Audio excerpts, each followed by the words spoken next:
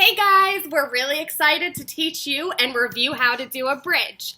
One important thing to remember is if you have not done these in class or you do these in class and you need the help of Miss Lindsay and I, do not practice these at home.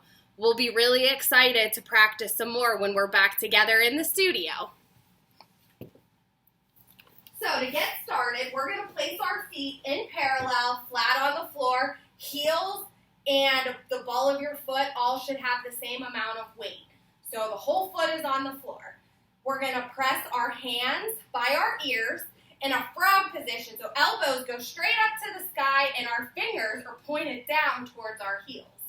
Before we start our bridge, I want you to think about when you push up, you're going to push your hips up and over your knees, and you're going to press your shoulders above your elbows, above your wrists, moving that way.